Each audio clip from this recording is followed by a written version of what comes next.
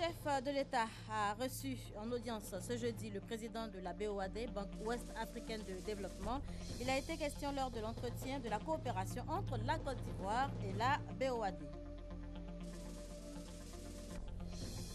Bilan de l'administration fiscale ce jeudi également à Grand-Bassam. Des résultats jugés peu satisfaisants avec 97% de taux de réalisation. Pour inverser la tendance, la Direction générale des impôts envisage de mettre en œuvre un plan d'action stratégique. Nous parlerons également santé dans ce journal, la santé qui passe nécessairement par l'hygiène. Quelle hygiène dans les latrines de nos établissements scolaires à Abidjan? Le constat dans cette édition. Et puis les députés britanniques ont largement adopté hier mercredi le projet de loi du gouvernement conservateur sur le Brexit. Il donne à la première ministre Theresa May le pouvoir de déclencher le processus de sortie du Royaume-Uni de l'Europe. Voilà pour les titres. Voilà donc pour les titres. Madame, Monsieur, bonsoir et bienvenue dans cette édition. Je vous le disais tantôt, le chef de l'État a reçu en audience ce jeudi le président de la BOAD, Banque Ouest Africaine de Développement. Il a été question lors de l'entretien de la coopération entre la Côte d'Ivoire et la BOAD. On fait le point avec nos reporters Mahama Traoré et Viviane Aïma. Créée en 1973, la BOAD, Banque Ouest Africaine de Développement, a pour principale vocation de financer les projets de développement dans les 8 États membres de l'UEMOA, l'Union économique et monétaire ouest-africaine. Comment a-t-elle rempli cette mission au cours de l'année 2016? C'est toute la substance de l'audience accordée ce jeudi par le président de la République, Alassane Ouattara, président en exercice de l'UEMOA, au président de la BOAD, Christian Adoveland. J'ai informé le chef de l'État du volume de nos financements en 2016, qui se chiffre à 500 milliards de francs CFA, contre environ 300 milliards en 2015. Ces financements sont allés prioritairement vers le secteur public pour 57%, le secteur public marchand pour 18% et pour le secteur privé 25%. Alors nous sommes allés, comme l'exige notre positionnement stratégique, et prioritairement vers les infrastructures, notamment les infrastructures de transport et l'énergie. En 2016, le concours financier de la BOAD en Côte d'Ivoire s'est élevé à 97,1 milliards de francs CFA. Pour 2017, l'institution financière sous-régionale compte élever le niveau de ses engagements financiers en faveur de la Côte d'Ivoire. Ce en prenant une part active à la réalisation du PND, le Plan national de développement 2016-2020. Nous avons pris des engagements au niveau du PND, du Programme national de développement, pour 350 milliards de francs CFA. Et si les choses se passent très bien, je crois que nous allons dépasser notre engagement de 350 milliards sur la période. Cette coopération État ivoirien BOAD a déjà porté des fruits. En témoigne la réalisation de plusieurs ouvrages, tels la construction de l'axe routier Boundiali-Tengrela, frontière du Mali, la rénovation de l'immeuble Postel 2001 ou encore l'aménagement prochain du boulevard de Marseille. Et on poursuit avec ce communiqué des forces armées de Côte d'Ivoire suite aux récents événements. Dans la journée du mardi 7 février 2017, des soldats des forces armées de Côte d'Ivoire ont cru devoir exposer leur colère en tirant des coups de feu en l'air et en paralysant la ville d'Adiaké. 2 blessés civils ont été enregistrés. Immédiatement, la haute hiérarchie des FACI s'est rendue sur les lieux afin de les ramener à l'ordre. Les échanges se sont poursuivis entre les deux parties à l'état-major général des armées le mercredi 8 février 2017. À la fin des échanges, les représentants de ces soldats ont reconnu avoir adopté une attitude contraire aux règles de leur métier. De ce fait, ils ont mis un terme à ces manifestations. Ce jour, jeudi 9 février, le chef d'état-major général des armées, le général de division Touré Sekou et ses proches collaborateurs se sont rendus à Adiaké pour constater la fin des manifestations et la reprise des activités. Ces soldats, devant leur hiérarchie, ont exprimé leur regret, puis présenté des excuses à la nation et au président de la République, chef suprême des armées, à qui ils demandent la clémence pour leur attitude. Ils en ont profité pour réaffirmer leur attachement et leur fidélité aux institutions de la République. En outre, les soldats regrettent les dommages causés aux populations, à leur image et à celle de la nation. Le chef d'état-major général a rassuré les populations sur la fin de ces manifestations et a exprimé le regret de ceux qui en ont été les acteurs. Par ailleurs, les 2 blessés civils ont été évacués sur Abidjan et pris en charge par le ministère de la Défense. Le calme est totalement donc revenu au sein de l'ensemble des casernes. Le ministre des Infrastructures économiques, Dr Kwaku Kofi Amédé, a effectué ce jeudi 9 février une visite au sein de l'usine de production d'eau potable de l'Adjibi située dans la commune de Cocody. Visite guidée avec nos reporters. Pargasso Okone au devant de cette visite. Absolument. Roland, comment tu vas ?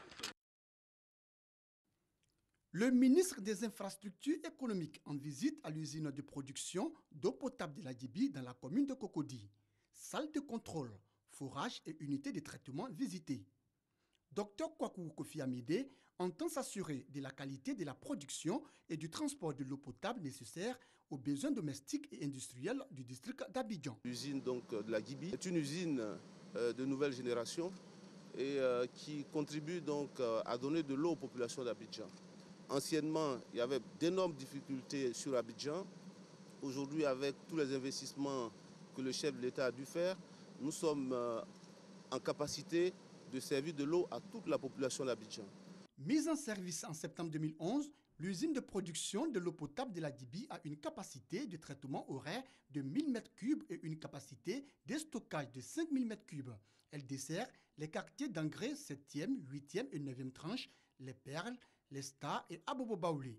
En ce qui concerne les communes encore en difficulté, le ministre des Infrastructures économiques rassure. Aujourd'hui, dans tous les quartiers, y compris à Yopougon, nous n'avons pas de problème. Les seuls quartiers qui restent, c'est Abobo Nord et Anyama, où des travaux de distribution sont en train d'être faits. Le projet va se terminer en octobre, mais d'ici mai, les populations seront donc soulagées. Après quoi, le ministre Kwaku Kofi Amédé s'est rendu au siège de la société de distribution d'eau de Côte d'Ivoire, Sodesi, à Trècheville, pour une séance de travail avec les responsables de cette structure. On évoque à présent le bilan de l'administration fiscale ce jeudi à Grand Bassam, des résultats jugés peu satisfaisants avec 97% de réalisation.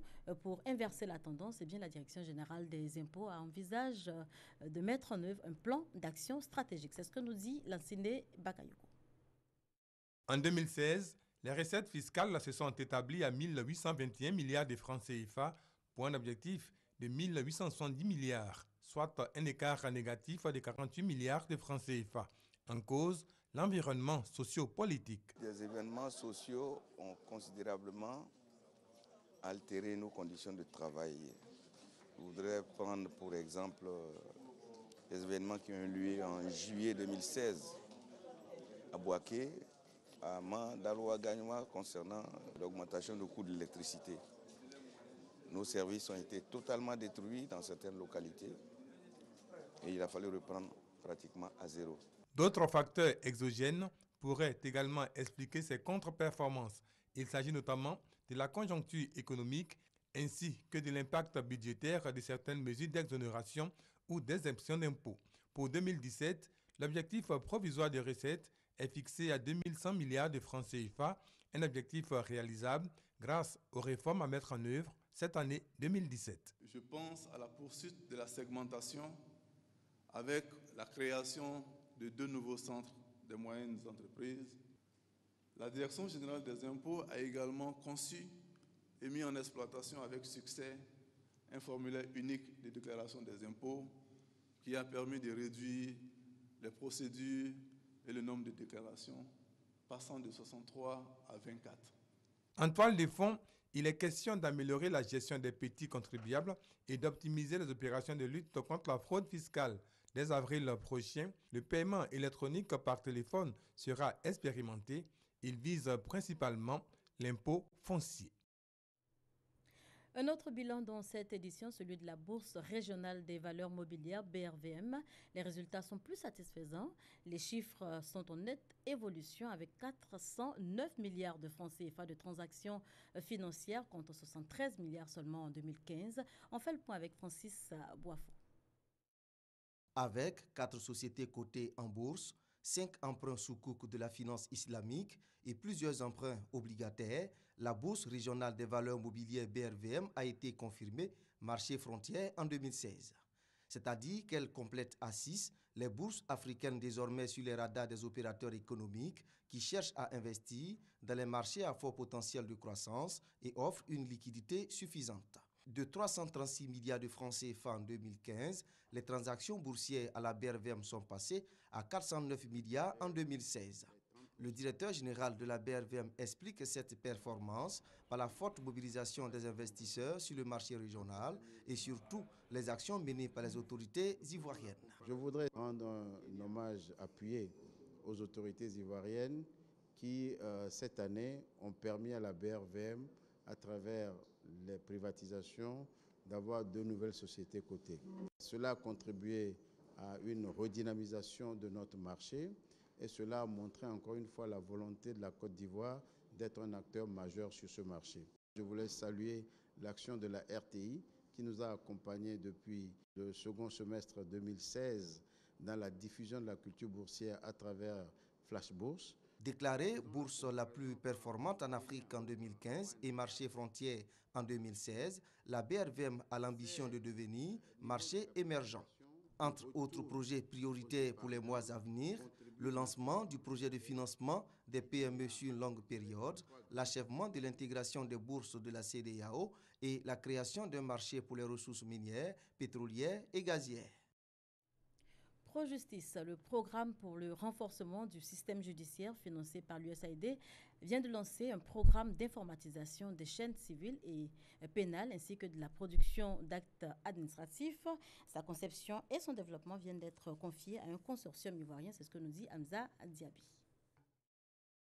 Ils sont tous présents, du ministre de la Justice aux officiers de police et gardes pénitentiaires, en passant par les juges, procureurs et greffiers, pour suivre la présentation officielle du SIGP, le système information de gestion des procédures judiciaires. Un système qui permet de numériser toutes les procédures au niveau des différents tribunaux de Côte d'Ivoire. Ce logiciel va permettre non seulement d'enregistrer les étapes de la gestion, mais aussi de générer automatiquement des pièces importantes telles que les convocations. Donc vous imaginez le temps gagné dans la gestion des dossiers judiciaires et pour la décision finale.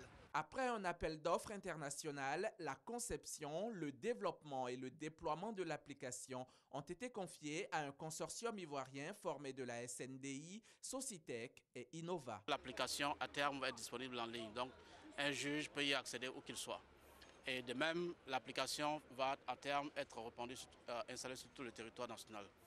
Donc il faut dire que c'est vraiment une fierté pour nous d'avoir contribué à développer cette application qui va moderniser le système judiciaire de notre pays. Selon le ministre de la Justice, avec le SIGP, c'est l'administration judiciaire qui se modernise pour plus d'efficacité dans le travail. Le logiciel de gestion des procédures judiciaires nous permettra, j'en suis convaincu, d'assurer une bonne gestion des affaires civiles et pénales depuis l'enregistrement jusqu'à la décision finale, de générer des actes administratifs des greffes de nos juridictions tels que les casiers judiciaires, les mandats, les jugements supplétifs de naissance, etc. Le SIGP a été lancé depuis avril 2016 par Pro-Justice. Le programme d'appui à la modernisation du secteur judiciaire est financé par USAID, l'Agence des États-Unis de développement international. Il a été installé sur 2 sites pilotes, le tribunal de première instance de Yopougon et la section détachée de Dabo. La mise en exploitation a démarré. Un annuaire statistique conçu par le ministère de la fonction publique et de la modernisation de l'administration. Objectif, permettre une prise de décision éclairée. Notez que l'outil a été présenté aujourd'hui même au grand public. Grâce à nous. Le ministère de la fonction publique et de la modernisation de l'administration dispose désormais d'un annuaire statistique. C'est un instrument sur lequel les décideurs pourront s'appuyer, entre autres, pour analyser l'évolution des effectifs ainsi que les flux d'entrée et de sortie des fonctionnaires. Une administration ne peut prendre une décision si on n'a pas de données fiables. L'annuaire est un document d'aide à la prise de décision. La conception de cet outil de planification de 137 pages s'est faite en 8 phases avec l'appui de l'Union européenne. Dénommé ANSAT, il couvre la période 2009-2016. Nous l'appuyons pour conduire la réforme de l'administration publique et donc d'avoir une administration plus efficace, plus proche des citoyens aussi. Alors on va pouvoir voir où sont les fonctionnaires, quelle qualité de fonctionnaires, est-ce que les hommes et les femmes sont traités de la même façon, et tout ça doit aider pour améliorer la qualité de l'administration publique et son efficacité. Pour l'Union européenne, l'annuaire constitue une avancée significative dans le processus de modernisation de l'administration ivoirienne. C'est pourquoi l'institution marque son accord à accompagner l'État dans sa quête de bonne gouvernance. On parle politique à présent. L'Union des femmes du Parti démocratique de Côte d'Ivoire au niveau urbain était récemment à la résidence du président du PDCI RDA, Henri Konan Bédié. Une visite justifiée par la cérémonie de remise du rapport d'activité 2015-2016 au président du dit parti. Il était également question pour ces femmes de recevoir de nouvelles directives pour les élections de 2020. Herman Guivet. Pour les femmes de l'UFPDCI urbain, 2020 se prépare maintenant. Et pour y aller avec l'assurance de la victoire, il faut aller prendre conseil auprès de leur guide, le président du PDCI RDA, Henri Konan Bédié. C'est tout le sens de cette visite qu'elles lui ont donc rendue à sa résidence de Daoukro. Une visite qui revêt également un double sens, présenter le bilan de leur activité 2015-2016 au président du PDCI RDA, Henri Konan Bédié. L'UFPDCI urbaine est venu d'Abidjan. Voir comment il se porte avec la situation actuelle. Il était de notre devoir de nous déplacer et venir prendre des conseils. Nous avons fait le point. Il a apprécié le travail que nous avons fait. Pour commencer le travail, il nous a dit le RIDP. Les enfants d'Oufoué-Boigny réunis, cela est très important pour lui. Un rapport est donc remis au président du parti. Intensifier l'investiture des bureaux féminins, régionaux, départementaux, c'est la mission que se sont fixées les femmes de l'UFPDCI urbain, avec en toile de fond une stratégie, l'occupation du terrain politique en vue d'arracher les voix des électeurs, encore indécis pour 2020. Le porte-parole du RHDP se prononce, lui, sur la situation sociopolitique en Côte d'Ivoire, la menace de la reconduction de la grève des fonctionnaires et le problème de la cohésion au rassemblement des oufouettistes pour la démocratie et la paix. RHDP était au cœur d'une rencontre avec la presse. Compte rendu, Gabriel Zanet. Kobenan Kwasi Djoumani, le porte-parole du RIDP, le rassemblement des oufouettistes pour la démocratie et la paix, est une fois de plus devant les journalistes en l'espace de 2 semaines. Le but de cet exercice médiatique est simple, remercier la presse pro-oufouettiste de sa collaboration lors des remous sociaux. Depuis notre dernière victoire à la présidentielle en 2015, que de chemins parcourus, que de preuves surmontées, que de succès glanés. Tout cela a été possible grâce à vous, chers amis de la presse proche du RHDP. Ce déjeuner de presse se mue très vite en une analyse des récents remous sociaux qui ont secoué le pays. Actualité oblige, entouré de Joël Nguesson, porte-parole du Rassemblement des Républicains, et de Yaya Fofana, représentant du mouvement des forces d'avenir, Kobenan Kwasi Djoumani justifie les choix du gouvernement. Dans le cadre des récentes discussions avec les syndicats des fonctionnaires et agents de l'État, le gouvernement a fait de nombreuses concessions. Mais je l'ai dit et je le redis, l'État est notre bien à tous. Ne tirons pas trop sur la corde. L'État peut faire des sacrifices, mais l'État a des limites qu'il ne peut dépasser sans mettre en péril la vie des générations futures, poursuit-il. Le porte-parole du RHDP en appelle à la responsabilité de tous. On parle santé à présent et précisément de lutte contre le VIH-Sida. Malgré les nombreux efforts conjoints fournis, le mal continue de sévir.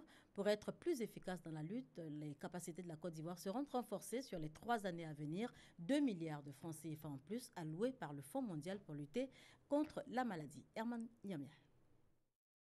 2 milliards 358 millions de francs CFA. C'est le montant que le Fonds mondial met à la disposition de 11 pays africains, au nombre desquels la Côte d'Ivoire, pour lutter contre le sida.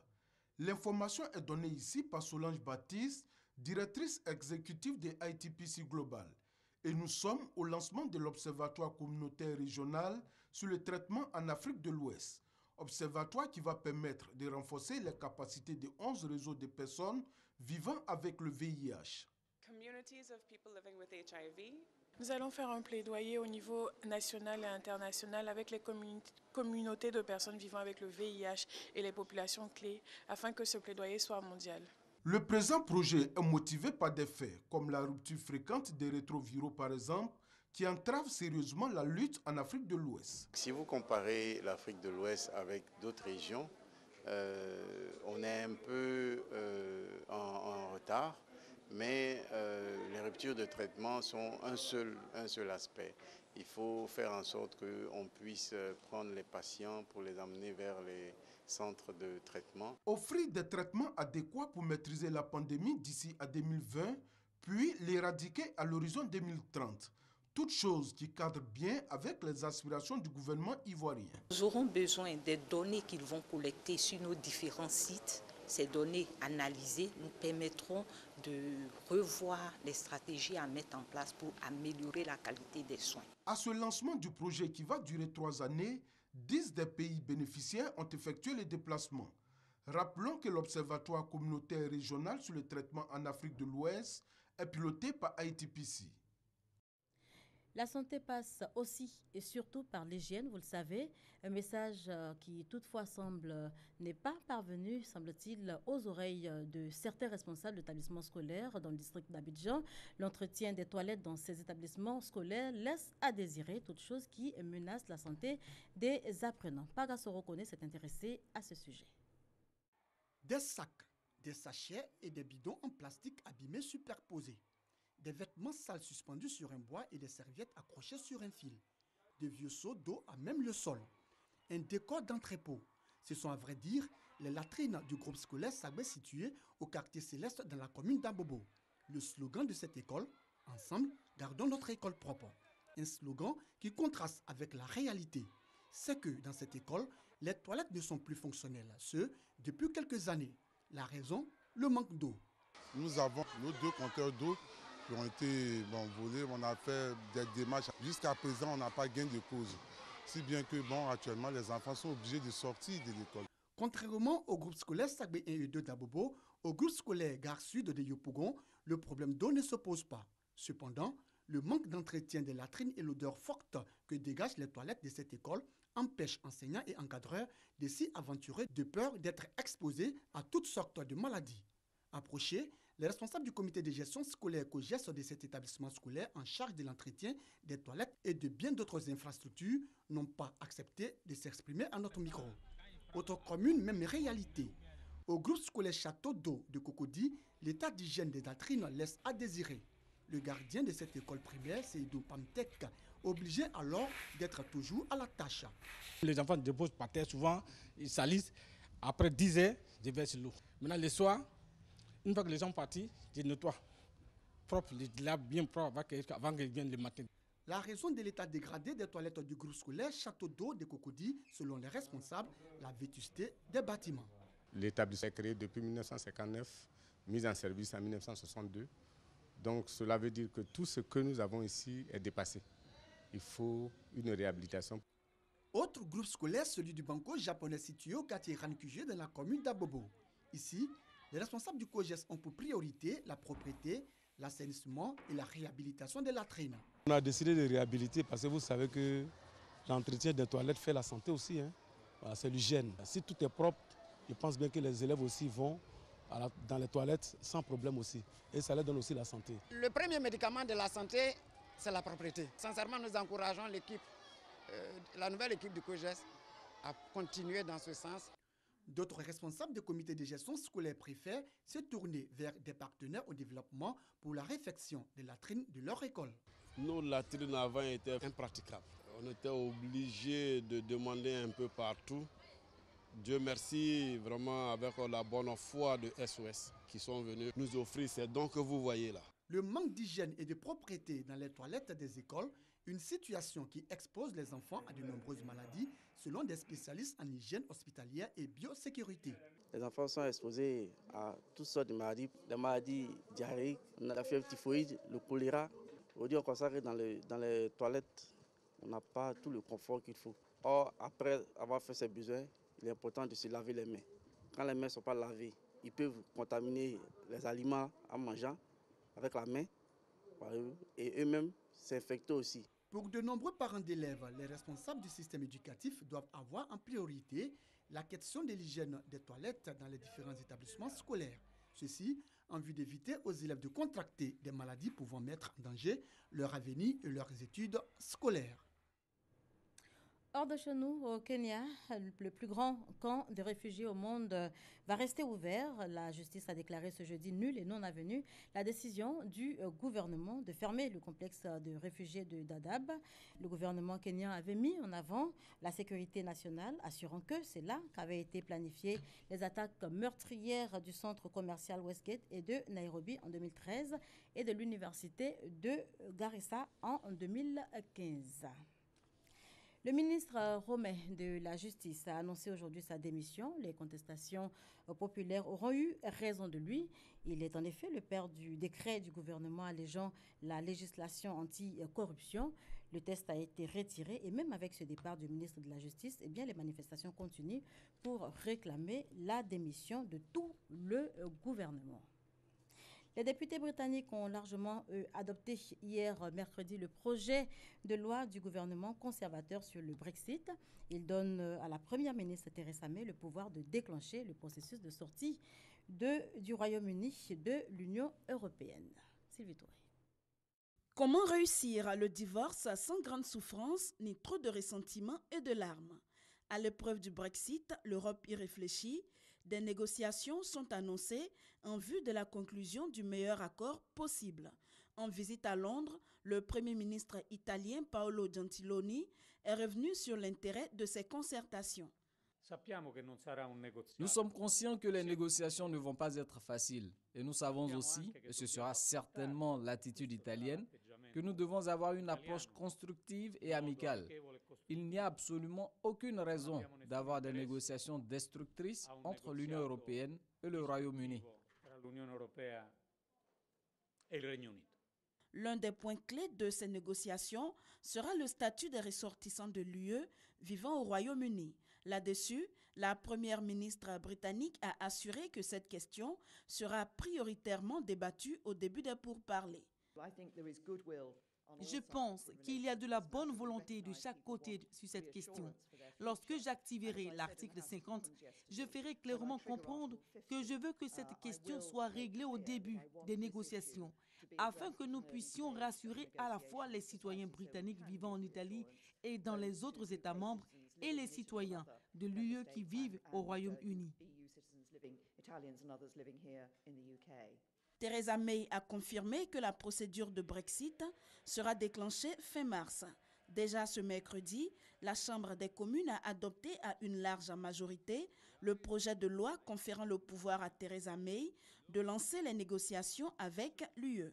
Le texte devra être examiné par la Chambre des Lords, qui elle aussi devrait l'approuver et ouvrir la voie au Brexit, voté par 52% des Britanniques lors du référendum organisé le 23 juin dernier. Et des sports pour terminer, le nouveau siège du basketball africain bientôt installé sur les bords de la lagune Ébrié. La cérémonie de la pose de la première pierre a eu lieu il y a de cela quelques jours. C'était en présence du ministre des Sports. On fait le point avec nos reporters de RTI Sport.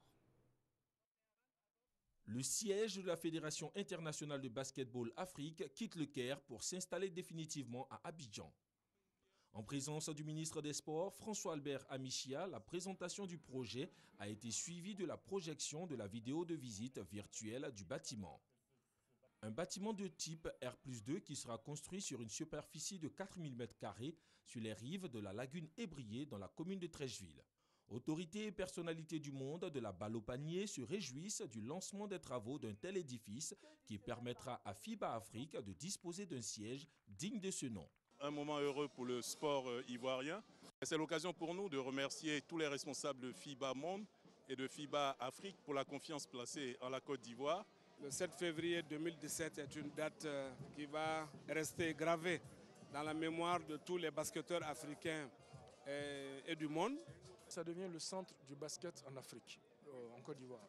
Donc toutes les décisions, j'ai envie de dire, sont ici. On paye beaucoup pour faire beaucoup de publicité, mais savoir que le siège du basket dans tout le continent africain est en Côte d'Ivoire, pour notre pays, c'est déjà de la promotion. J'espère sincèrement que ce siège apportera un réel impact au développement du basket en Côte d'Ivoire et dans la sous-région.